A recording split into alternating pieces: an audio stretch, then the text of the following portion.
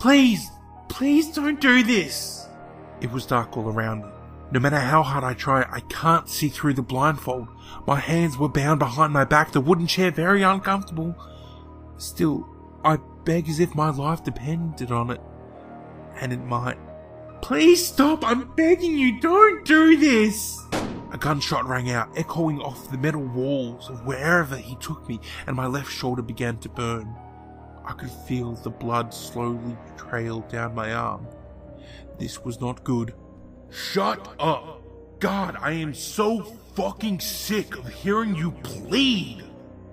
My assailant sounded like he was in his mid-30s. He has his whole life ahead of him. Why did he fall down this path? Please, I beg of you, you have your whole life ahead of you, don't waste it on me! The sound of chair legs scraping on concrete meant only one thing. His fast footsteps approached me before I felt the strike against my right cheek. I said, shut the fuck up! God, at least be a man about dying! But if the ransom is met? The man laughed. No, this was definitely not a good sign. I want to beg, but if I push it, he'll just end me. I bite my lip, too afraid of what might occur next. As I listen to his footsteps leading away from me, a chill runs up my spine. No, not now, please. Please don't do this! I beg into the cold darkness of my blindfold as loud as I can, hoping I'm heard. No, I know I'm heard. I hope I'm listened to. Please, they're just stupid! Don't do this! The footsteps approach me faster before I feel him clutch me around the collar of my shirt, his face inches away from mine. What part of shut the fuck up don't you get, kid? His breath smelled of cigarettes and cheap alcohol, and his hands were rough and calloused. I ain't gonna let you go just 'cause you cried your little eyes out! My dry lips part as tears fall from under my blindfold, my voice barely above a whisper. I wasn't begging you? Despite my eyes blinded by the blindfold, I squeezed them shut even tighter, hoping that I would disappear before... The sound of glass breaking followed by screams and cries, both human and not. I break down crying as I feel the hands drop from my collar, followed by a familiar warm liquid splatter over my face. All I can pray for now is that it ends soon. As soon as it starts, there is silence in the warehouse. I have run out of tears, but I dare not open my eyes. I hear the small footsteps walking ever so closer to me, taking delight in allowing the blood to run between her toes, as well as to prolong my anguish. Soon enough, I feel the small human hands boost her onto my knees before she raises her face to mine. Looks like I got a bit on you there. Sorry. Her voice is still so cheerful, so innocent.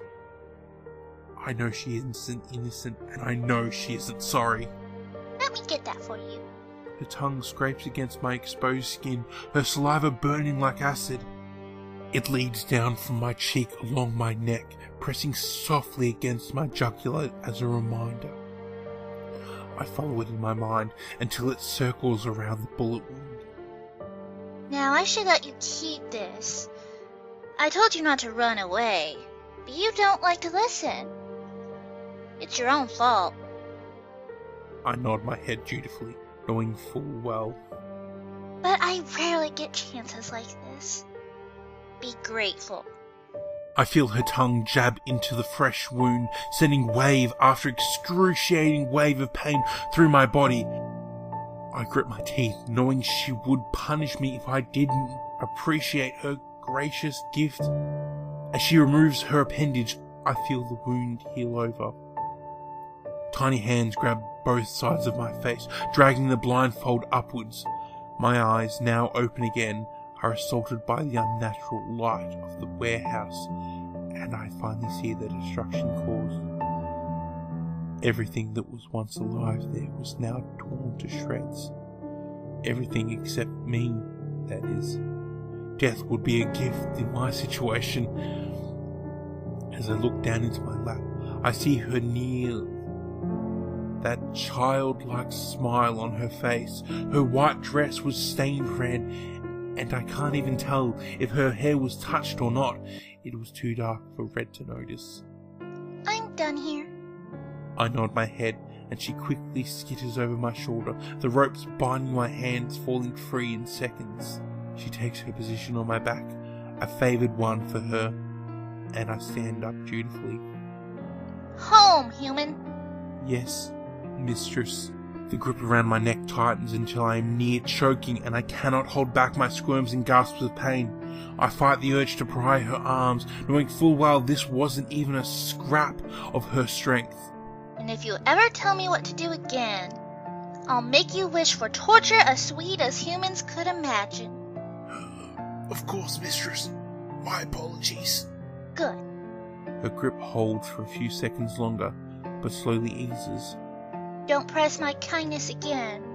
I can easily replace you with another meat sack. I close my eyes, knowing the phrase she wishes to hear, a phrase that always makes her happy. I thank you for sparing such a pitiful creature such as I.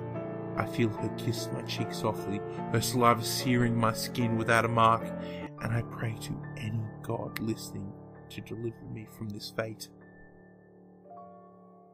Hello and welcome to 5 Questions with a Scarecrow, where we find out about all your favourite scarecrows. My name is WanderingScarecrow and I am your host. Our guest today is Comrade Scarecrow. Comrade, привет. And Comrade, please state your name for the listeners at home. Yuri Scarecrow, also known as the Comrade Scarecrow. And your country of origin? My country of origin is the great Soviet Russia. And your weapon of choice?